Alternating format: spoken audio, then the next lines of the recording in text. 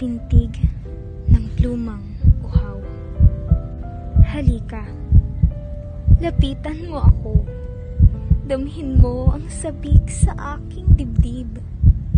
Maririnig mo ang pintig ng busog na plumang aking pantala. Subaybayan mo ang kung paanong lamunin ng luha ang tinta sa papel na aking ipapasa. Pakinggan mo ang aking hinain na binibigkas ko sa magalang na, "Noted, ma'am. Noted, sir." Naway masilayan mo ang naghihingalo kong mga ngiti na ihaharap ko sa kamera. Damhin mo ako.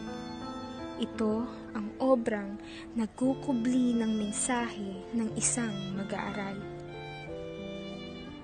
Marahil pansin mo ang ilang beses na paglalabas-pasok ko sa klase. Pasensya na po, sapagkat mahirap kalaban ng hangin habang nakataas ang aking mga braso. Wari hindi sapat ang 50 hiningi ko kay mama para tapusin ang higit sa 3 oras na klase sa isang araw. Naisin ko mang humabol, pinapatid ng pagkangalay ang kagustuhan kong makadalo sa talakayan. Iba-iba ang asignaturang aming pinapasukan. Sabay-sabay ang pagbibigay ng gawain, gayon din ang araw ng pasahan. Lahat ay bago sa amin. Di ko na namamalayang nalulunod ang utak at katawan habang natutuyo ang kalamnan.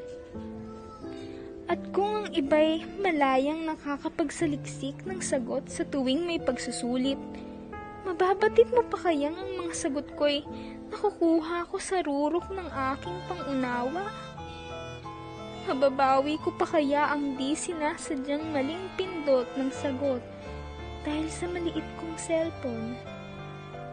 Mabibigyang pansin pa ba ang nakasanayang pagsusulat sa papel laban sa magandang grapikong pinapasa ng iba? Subukan ko mang kumalma at maghintay ng sagot. Nilalason na ang matino kong pangunawa ng hindi patas na sistema. Ibig kong matuto, subalit ang mabisang pag-aaral na ngayon ay ang pagsunod sa kalendaryo. Kahirap nang kumapit sa mabilisang paglilipat ng pahina ng mga guro. Tunay ngang ang lahat ay salungat na ng aking inaasahan. Tinatabunan na ako ng mga pasaning, pilit kong sinisingit sa gitna ng mga gawaing bahay. Tumitindi pa ang presyon sa bulgarang pag-aaral sa harap ng mga magulang.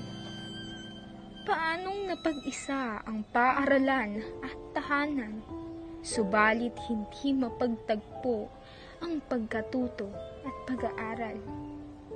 Paano? Ngayon, sa numero na lamang nakadepende ang mga mag-aaral. Gustuhin ko mang lumaban, mapuril na ang aking sandata. Kung mabilisang pagpindot ang labanan, talo ang aking pluma.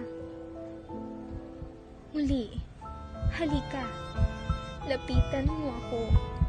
Damhin mo ang hikbi sa aking dibdib. Pakinggan mo ang pintig ng plumang uhaw. Ito'y tanda ng unti-unti kong pagbitaw. Ngayon, ako'y hindi na mag-aaral. Ito'y isang obra na lamang na nagkukubli ng mensahe ng ibang mag-aaral. Bago pa man tuluyang mabakante ang aking upuan sa silid-aralan, "Ma'am, sir, pakiusap. Pakinggan mo ang aking kapatid. Siya na lamang ang sa pamilya namin ang nag-aaral. Hayaan mong ipakita niya ang kanyang galing nang hindi matulad sa pluma kong nawalan na ng kulay."